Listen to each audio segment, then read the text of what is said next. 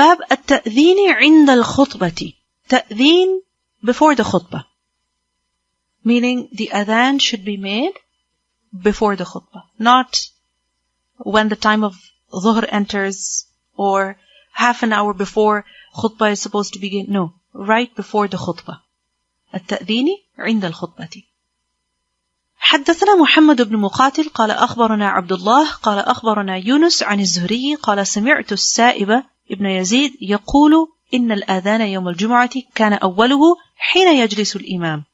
He said at first, at the beginning, meaning at the time of the Prophet ﷺ, Abu Bakr and Umar, Adhan on the day of Friday used to be when?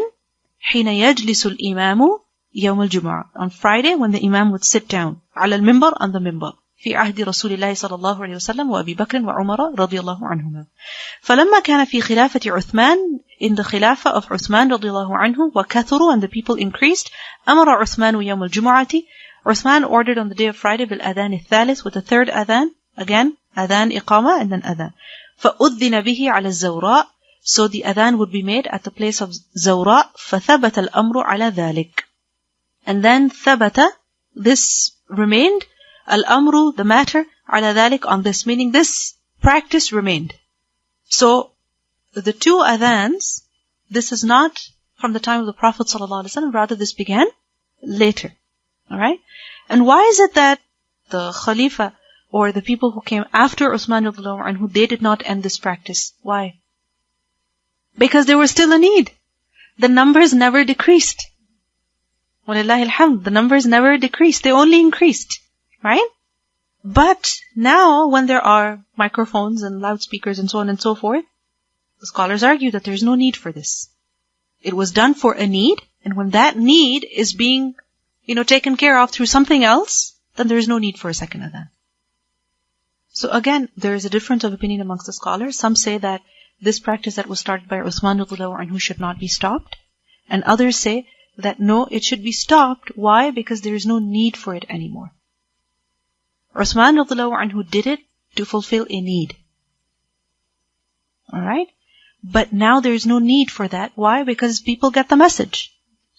Okay? Even though the numbers of people are many, what happens is that the adhan is loud enough, everybody hears it from the masjid.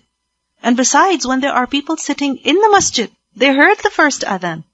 There's no need to make them listen to a second adhan. If it was from the sunnah, no questions asked, nothing.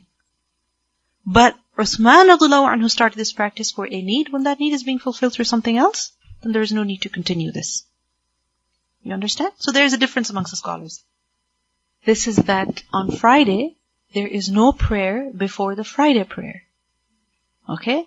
The only 2 rak'ah that you perform are those which are of the masjid, tahiyatul masjid, which you will perform even if the khutbah is going on. Okay? The fact that the khutbah is going to be right after the adhan, this means that there is nothing between the adhan and the khutbah. No prayer. You understand? And right after the khutbah is what? The salah. Right? So the 4 sunnah of dhuhr, that is for dhuhr, not for salatul Jumua.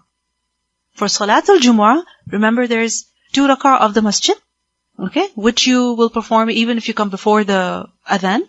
And you will perform even if the khutbah is going on. Okay, you will perform that. Inshallah, we will learn about that.